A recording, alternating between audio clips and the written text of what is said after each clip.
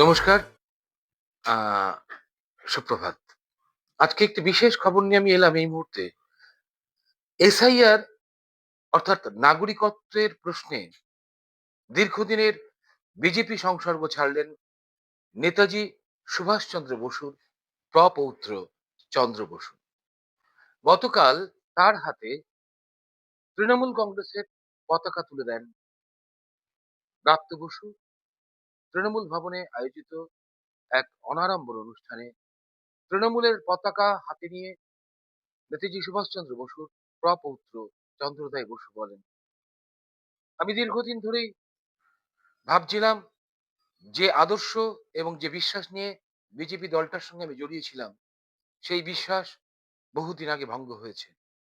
BJP মুখে যাই বলুক, আসলে তারা জাতীয়তাবাদী দল নয়। তারা জাতির কথা ভাবে না, তারা মানুষের কথা ভাবে না। বাঙালি জাতির অস্তিত্বকে বিপন্ন করাই এই দলটির মূল এজেন্ডা। ফলে খাল কেটে কুমির আনার কোনো প্রশ্নই নেই। পশ্চিমবঙ্গে যদি বিজেপি ক্ষমতায় আসে, সেটা হবে পশ্চিমবঙ্গবাসীর জন্য ভয়াবহ দুর্দিন। এমন কথাই বলেছেন নেতাজি সুভাষচন্দ্র বসুর প্রপৌত্র চন্দ্র বসু। আপনি দেখছেন দেশভাবনা টিভি, দেখতে থাকুন।